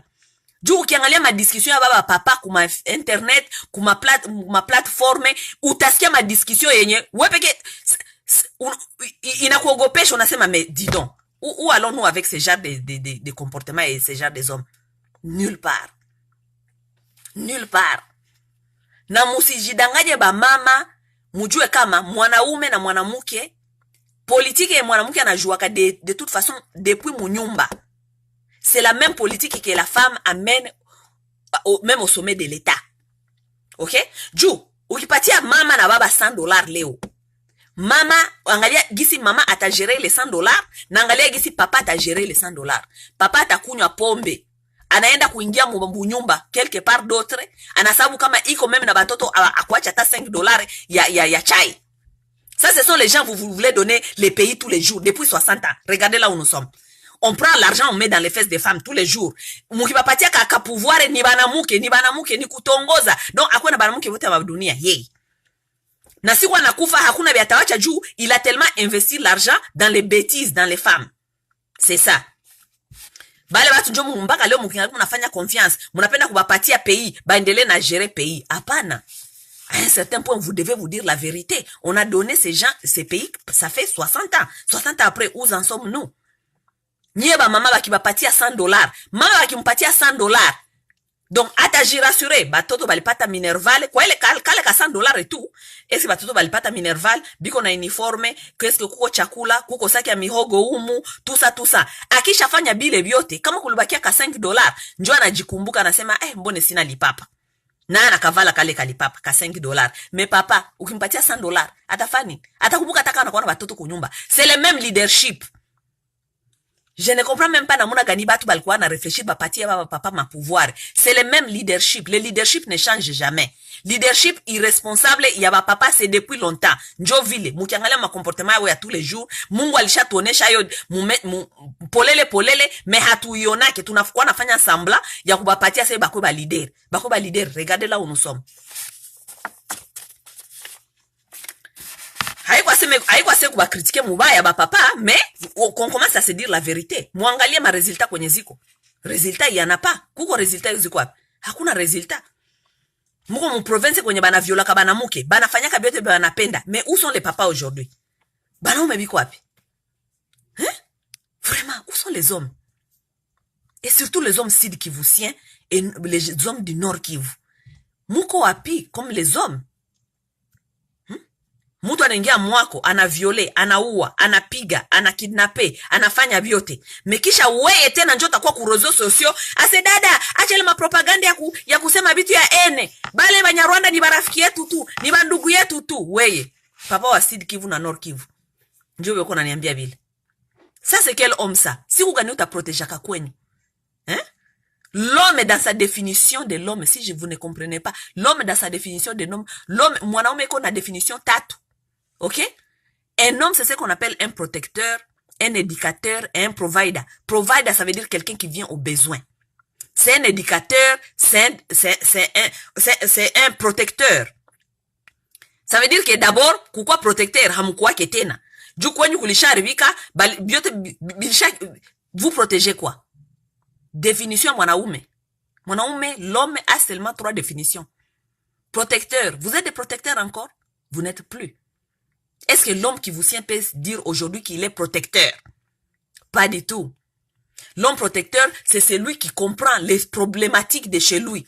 Quoi tout qu'on a migezi, quoi tout qu'on a hivi. Qu'est-ce que nous allons faire du tout intercaler bilebi tout yote? Non. Protecteur hamuko tena. Munanja kungoya Mungu atawafanyia. Mungu, unatusahabu. Tunafanya kama prière. Tunatiaka yote ku prière. Tunatiaka protecteur. L'homme n'est plus protecteur. Il attend, il rêve. Protection itatoka fasi ingine. Vous n'êtes plus des hommes. OK? Deuxième définition à mwanaume. Éducateur. Éducateur. Est-ce que vous êtes des éducateurs aujourd'hui? Vous n'êtes pas. Biote muna fanyaka tu hapa ni jalelo ya kupigia banaume bengine majalelo. Vital Kamerhe yeye ko Google. Vital Kamerhe yeye fulani ule mtu fulani politicien fulani garçon fulani alishaka wina garçon fulani ba papa ba kupigia benzabo majalelo. Votre travail c'est éduquer. Vous devez être concentré dans l'éducation. Il y a ce qui se passe chez nous. Tout homme qui vous tient leo anapashwa kukuwa muedikation ya kuedike communauté yake na kuedike meme progeniture yake, kuambia histoire na problematike yenye kwetu. Juu bila education hakuna kwenye batoto ya bakesho bataenda. Est-ce que vous êtes aujourd'hui des éducateurs? Muko ba éducateurs nyie leo? Non, hamuko ba éducateurs. Muko batu ya machacho, batu ya mapombe, batu ya ma-influence, batu ya bongo, bengine kwanja sijue mulipataka kama kama mafolia ya kwanja kufilme masigara. Bagarso ya Bukavu tona mtu depuis alikamataka sigara alitiaka hapa kulisikio, mafoto ya ina mana mu mavoitire na mamontre. Muko ba éducateur nyie? Ba influenceur, ba frappeur. Ndio mnasikia ba frappeur. Les gens qui vendent les fausses images. Hamuko ba protecteur tena. Hamuko ba éducateur tena. Hamuko ba provider. Ba provider ça veut dire ceux qui vient aux besoins. Muko ba provider nyie leo. Muko ba provider. Hamuko ba provider. Juu papa mwenye hana kazi yake kila siku kufanya jalelo. Leo aende kulomba pa $100. Kesho aende kulomba pa $100. Uko na watoto, uko na provide. Tu viens aux besoins de tes enfants? Unakia kubezoea batoto yako kama batoto nawe tellement uko mandia, kazi yako kumandie. Kama uko na mandie ku diaspora, uko na mandie ku ba politicien, uko na mandie ku ba gouverneur, we uko provider we. Tu viens aux besoins de tes enfants, unaenda kutumika juu ukuye ku besoin de ta famille ku sweat yako. Sweat yako ça veut dire ku yasho yako. Tu n'es pas un provider, tu ne viens pas aux besoins. Na njoma na batoto wenyu na batoto na nye baba na ba mama nye bote mushako ba mandia utona na baba na lombaka na batoto ba na lombaka. Donc tout le monde qui demande, tu ne viens pas aux besoins de ta famille. Vous les enfants qui demandez muna kwa kule tu kulomba ma Western Union. Vos parents ne sont pas les providers. Ce sont pas vos papas, ce sont pas les providers, les gens qui viennent aux besoins. Njo kazi ya mwanaume ile. Un homme, c'est un protecteur, c'est un éducateur, c'est un provider. Provider, c'est lui qui vient aux besoins. Mwanje kutuambia kwa ile tatu. Vous faites quoi dans ça? Vous faites quoi dans ça? Nous devons commencer à vous interpeller à vos responsabilités. Nous allons commencer à vous interpeller à vos responsabilités. Tukibambia vile, tunakuwa ba impoli. Non, hatuko ba impoli. Nous devons vous rappeler vos responsabilités quand même.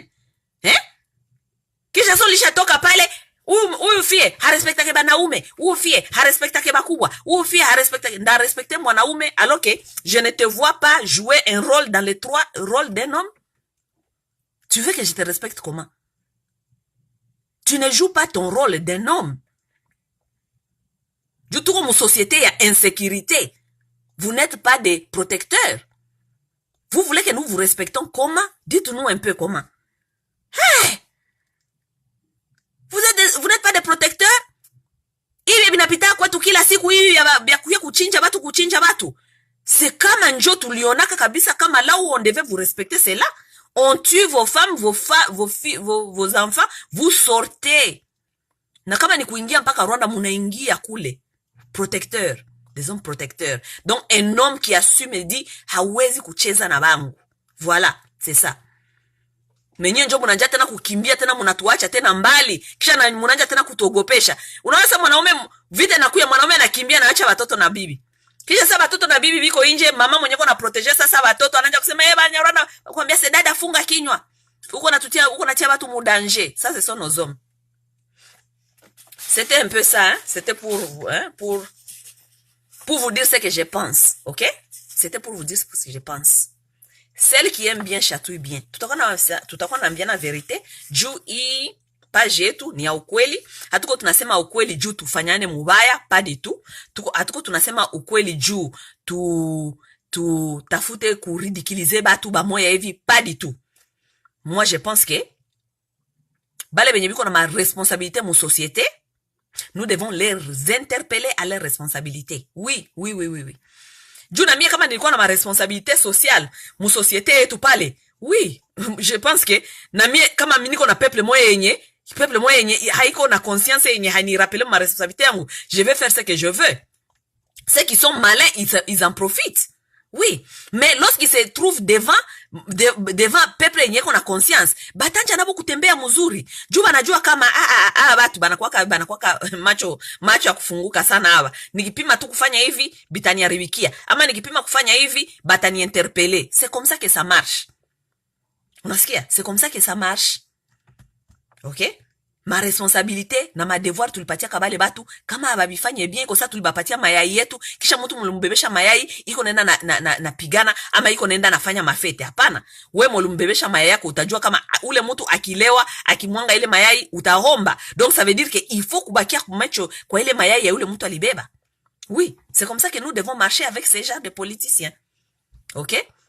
Donc lundi habiko bitu ya kuintimide batu kuanza kuambia watu aseme mtu mwenye atatoka iko contre Vital Kamerhe. Qu'est-ce que nous on a foutre avec Vital Kamerhe? Mtu mwenye atatoka contre Vital Kamerhe. Ça c'est quel genre de manipulation ça? Qu'est-ce que nous on a foutre ça? Nous regardons comment est-ce que nous allons nous faire sortir Uvira biko mumai. Nous voulons d'abord voir qu'est-ce que les provinces a comme budget juu ya Uvira. Hakuna. Uvira comme Mumai. Uvira est dans l'eau. Les gens là-bas sont dehors. Oui, il y a des gens qui sont en train de faire des cotisations ici sur Facebook. Nous ne disconvenons pas. Mais, hata kama tunafanya cotisation, ni franga ngapi tutapata yenye ita revenir ku aider bale batu. Hata kwa ya mingi, c'est quoi? Nous allons faire $25,000 ici, 30,000, 50,000 $. Ça va aider quoi? En quoi? Tandis que nous pouvons faire des pressions kutafuta kujua budget ya catastrophe naturelle ya province inakuwa kanayo chaque année iko wapi. Na kama budget haiko, pourquoi est-ce que gouvernorat ama gouvernement provincial haina ile budget? Kama haina ile budget, qu'est-ce que nous devons faire juu batie ile budget pale? Hamtaishi mu province yenye kwa ma catastrophe naturelle, mais gouvernement provincial haina budget ya catastrophe naturelle. Ils doivent savoir où est-ce qu'ils doivent mettre tous ces gens-là pendant le temps que biko inje. Kuko ma stade, kuko ma école, kuko wapi, babatie d'abord pale. Gouvernement doit prendre ses responsabilités. Haiko shie tena njo tutakuwa nafanya kazi ya gouvernement. Et moi je vais vraiment décourager ce genre de comportement. Là où nous ne prenons pas le gouvernement responsable, nous voulons responsabiliser encore les petits peuples. Petit peuple mwenye hawezi kujikulisha, hana franka, hana $1, hana $2. Tena shie tena petit peuple njo tutakuwa na kamata tena ma charge ya batu. Non. C'est pourquoi le gouvernement n'est jamais responsable, parce que nous prenons leurs responsabilités. Tuna abandonné. Tunasema tu aseme basi yako wanafanya, basi tufanye tu. Non. L'argent est là, l'État est là, l'État, il a le travail de faire. L'État iko pale, kazi ya l'État ni nini? Kama l'État haiwezi kufanya ile, ituexplique jua nini haiwezi kufanya ile. Pourquoi? Pourquoi province haina budget, ile budget? Franc haiko wapi? Bon, si le budget là existe, où se trouve l'argent? Hawata wambia seme, oh, franka haiku yake, unaona Kinshasa kule franka ikishaenda haiku yake. Ok, Kinshasa franka inaendaka haiku yake, mais vous avez votre salaire. Ça veut dire, ile franka inakuyaka. Parce que votre salaire n'est jamais, amukosaki salaire yenyu. Juste comme mnakosa salaire yenyu, munafanyaka grève. Mais pourquoi est-ce que vous ne faites pas pression, ile franka ya budget, ya ma budget zingine zikuye? Mauvaise volonté. Manque ya leadership, manque ya mauvaise volonté. Donc ibile vya kwenda seme mwende kuikalia kamera seme mubakie mu manyumba lendi, mubakie mu manyumba ni volontaire. Mwache batu ya INC bafanye beba napenda. Okay? INC ni masekte, ili ma group parti politique mimi nishasema ni masekte, baende kufatana na guru wabo. Okay? Kama banapenda kuenda kubakia mu manyumba babakia na lilia guru wabo, ça c'est votre problème. Les provinces, ile province iko na ma priorité ngine, iko na ma problème plus sérieux que ça. OK? Si nous allons sortir, moi j'encourage batu batoki baende kwenda kusema mambo ya Uvira. Juu Sud Kivu haiko limité seulement mu Bukavu. Parce que beaucoup de gens vous trompez. Hein? Vous pensez que le Sud Kivu c'est seulement Bukavu. Qu'est-ce que se passe à Bukavu? Qu'est-ce que se passe? Non, le Sud Kivu iko cool, iko ya munene sana. Dans toute l'étendue de ce territoire, les gens souffrent énormément. Batu biko wana souffrir grave. Vous n'allez pas nous distraire ici avec les histoires de Vital Kamerhe. Vaut mieux ne pas avoir un leader politique que province Ekose, que tout me ba bandi ba voyou koule. Non. Tujikoncentre mubitu bingine, province peut offrir d'autres choses. Tunaweza kuoffrir d'autres choses. Tunaweza kujikoncentre mu economy. Okay? Tunaweza we need to be economically strong. Tuangalie kisi gani tutafanya mashamba. Tuankuraje batu ya kwetu babake mu mashamba. Bafanye mashamba. Mtoko nenda kuma masomo, mungu nenda kusoma vitu ya bina mana, mungu mnasoma vitu vyenye habiservir province mu kitu yoyote. Mungu mnasoma nini? Province iko prise en otage na Banyarwanda. Mungu mnasoma nini? Kama mimi nilikuwa leader wa Sud Kivu, kama nishafunga masomo za mingi. Parce que muko deja na assez de gradués, muko deja na assez kama ba docteur benye bana makazi, muko na ba avocat benye bana makazi, muko deja na wale watu wote. Kama mimi nishafunga masomo za mingi, nilisha tourner masomo zinakuwa ma centre ya formation militaire. Oui. Zinakuwa ma centre ya formation militaire, ma centre ya formation ya agriculture. Kazi mbili ile njoo nilitafuta kuencourager kwetu. Oui, ningishafunga bile vitu vyote. Muko mnaenda kuproduire, muko mna produire ba médecin ba lawyer kama ba avocat. Ba avocat. Mufanye na boni? Muko mna produire ba avocat, pays muzima ishakuwa tuna ba avocat. Njoo batu benye unasikia benye les inutiles de la société. Mutu anaikala tu pale anakuambia sema je suis avocat. Unafanyaka nini na avocat yako? Hakuna vile unafanya na avocat. Na mtu akishakuwa avocat vile anaanza kuambia sema haisi tena kuenda kulima shamba. Anekala mu vile hakuna kazi, hakuna nothing, hakuna kitu. Me anakuambia sasa haezi kulima shamba. Me hana kazi nyingine. Asa iko medecin ma hopitaux ziko wapi? Munafanya kazi gani? Ba mingi munanjasa kwa ba medecin, musha kwa ba medecin vile munakatiriza mnaenda kutafuta kazi Burundi ama mnaenda kutafuta kazi Rwanda. Parce que tous les gens qui sont là-bas au Burundi, ba médecins, ba nyebiko Rwanda na Burundi, na ba professeurs et tout, si ni ba congolais. Du coup nyipe amuna kazi. Il y a pas de travail chez vous.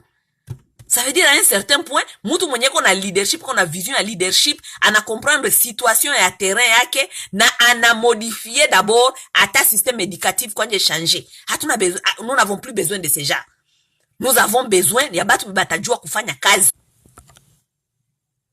Mutani eskize kwa mtu alikuwa ananiita. Tuko na besoin ya batu batajua kufanya kazi ya mikono. Tunalima, tunaindustrialize ile ma province.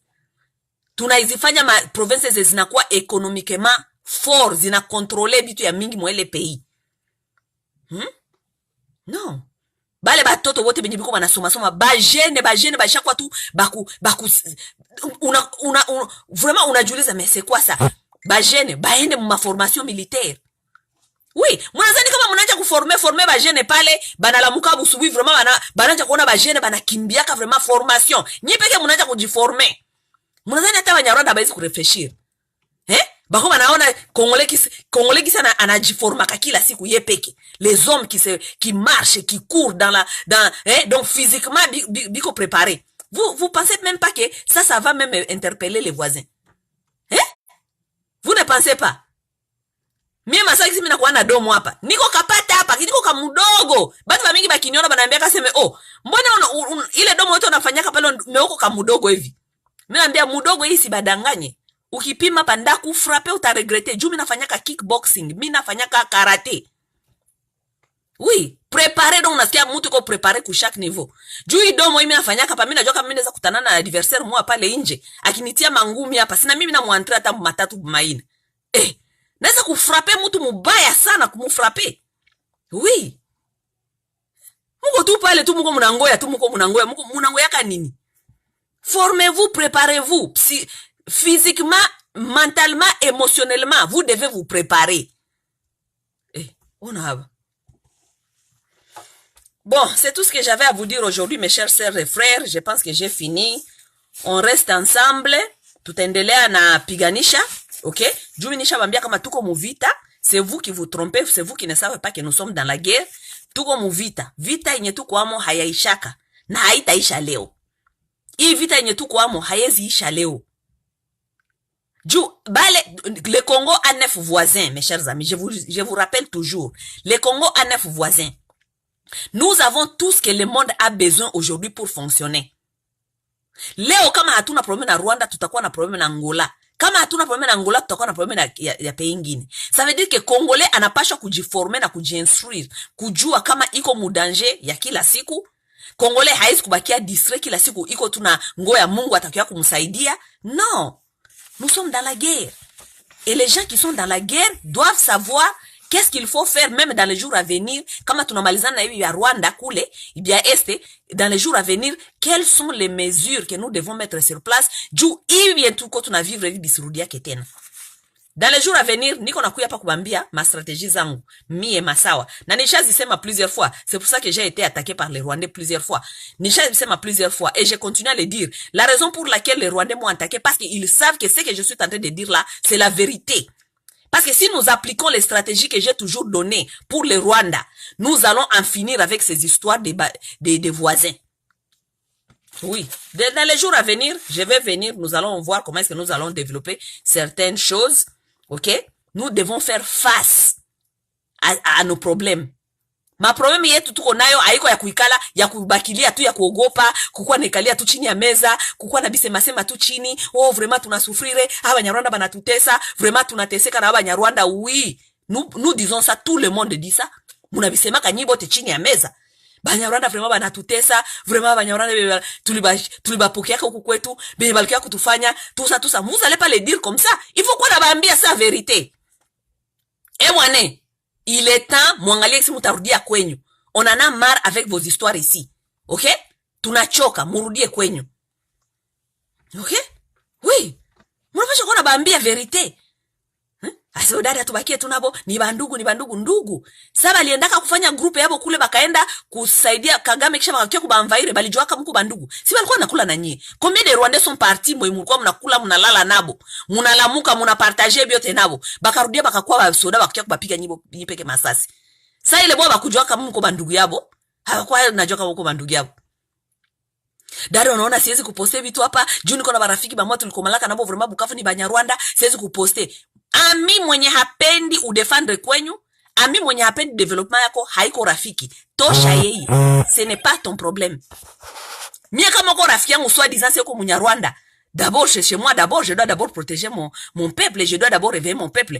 Si toi ça te dérange, il faut te demander pourquoi ça te dérange. Si ça te dérange que je dis que mon peuple et que je me mets debout pour mon peuple, ça veut dire que tu n'es pas mon ami. Tu es là pour tes intérêts. Intérêts yako nini? Kuni contrôler? Ama onisiseme bia kwetu juko tu suko est bien. Non, je vais te virer vite. Ça c'est quelle éducation yenu munabakia? Muko na watu benye banakia kuba contrôler, hamwezi kusema benye muko supposé kusema ku Facebook, juku muko naogopa barafiki yenu Banyarwanda. Ça c'est quel peuple ça? N'importe quoi. Nous allons commencer à dire la vérité aux Rwandais. Mimi nabambia kangu vérité. Mi Banyarwanda. Bana nichukiaka je m'en fous. Mimi nabambia vérité. Na mimi nabambia ka Rwandais mwatapimaka siku mwa kuniletea magrimas. Nda mupiga mufete mbele ya watu. Kipapa kia mkubwa na kisipi unakuwa na matako ya mnene. Nda kipiga grave mbele ya watu. Jui makarate mina fanyaka hii. Inango yake inango bisirani mwa siku ndapata mtu mwana mupiga kabisa mbele ya watu. Asambwa. Bon, c'était ça pour aujourd'hui. Je pense qu'on a fini. Kuko bakaka bengine benye biko na ma page yabo nabo ya ku conscientiser batu. Kuko page moi mina on a nilitia leo nilipartager émission yabo Kivu Diaspora. OK? Mwende kule kujiabone aussi ku page yabo. Muangalie gisi gani mutapana ma initiative kuangalia gisi tutasukuma mabitu bya kwetu bichanger. Mais moi je pense que juu bitu ya kwetu bichanger, nous devons être dans le vrai. OK? Et nous devons être dans l'esprit combattatif ya combattre. OK? Tunapaswa kwa dans le vrai na mo esprit ya combattre. Mo esprit ya combattre tout le mal. Itoke kwetu, itoke kwa ba voisins, itoke ku bandugu. Nous devons combattre tous ces mal. Oui, nous devons les combattre. OK? Nanjoma niko na combattre bale ba politiciens. Ça au départ d'abord je dois d'abord finir avec Kamere, kisha ni rudilie ba mwami, kisha ni rudilie bale batu bote, ba soi disant ba bitakwira, bale ba Nehemi, bale bote benye bali piller province, hakuna bibi wanafanyaka province. Nous devons déloger tous ces gens. Ce sont des aventuriers, des carrières, des opportunistes. Les gens qui n'ont rien fait pour vous, qui vous ont exposé même de plus. Kila siku ni kuba exposer tout nié, kuba exposer. Les gens qui vous ont exploité. Bana ba exploité, ils viennent seulement pour le vote. Shie ni batu ya hapa, mutu patie vote. On vous exploite. On vous exploite.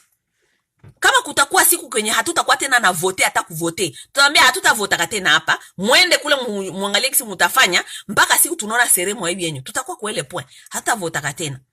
Mwende tutafanya mashamba yetu hapa, tutakuwa nauzisha chakula yetu hapa. Oui. On va faire le champ et nous allons vendre la nourriture. Nous allons vendre la nourriture dans les villes. Tutakuwa nauzisha machakula kule mpaka Kinshasa. Oui, parce que les Goma les faisaient autant de Mobutu. OK? Hatuna besoin ba politiciens. Batakuwa banatufanyaka nini? Hakuna. Politique gani yenye wanafanya ya bien ina influencer provinces zitembe bien. Hakuna. Ni ile insécurité, Banyarwanda kutuzoba kila siku, bopeke ba politiciens kutuzoba kila siku, biko na ba garçons de course yabo benye bananja kufanya ma mafia yabo entre Kinshasa na Rwanda. Tout ça. Il y en a aussi beaucoup ici. Biko na ba garçons de course. Bale ba policiers bote biko na ba garçons de course. Bale ba kaka ba kwetu bote basha kwa se bali winaka basha kwa ba garçons de course. Bana kwa tu entre Kinshasa, Washington, New York, Bulaya, utasikia sasa alipita huko anafanya nini? Asha kwa garçon wa course wa politicien. Juu politicien hazi kujiexposer. Anakamata sa garçon wa course wa moya wa kwetu, njo ananja kufanya ile makurse yake yote ya mafia entre yeye na Banyarwanda. En même temps le peuple souffre, le peuple n'a rien. Kisha kesho tena munatafuta kuwa manipuler aseme journée morte. Un peuple qui mange auto du jour, un peuple qui mendie tous les jours, atafanya journée morte ya nini? Juu maisha yake mzima inakuwa journée morte. Vous avez des journées mortes tous les jours? Ma journée inakuwa déjà mort. Mutaenda kufanya tena journée mort. Mwakompanye batu ya INC. Batu ya INC bafanye mavantiri yabo kule ku INC bopeke. L'INC doit mourir, ce sont des bandes de venturiers. Nyewe ta INC. Mie njo ndakia kubamalizia carrière nye bote. Tutaba exposer mpaka peuple itaba tapika. Nous allons vous exposer, peuple itaba tapika. Nye bote ba politiciens, ba mwami, tous les dirigeants irresponsables, nous allons vous diriger, le peuple va vous vomir. Et le peuple va se prendre en charge. Chi peke tutajikamata en charge. C'est ça qui va nous rester à faire. Nous allons nous prendre en charge.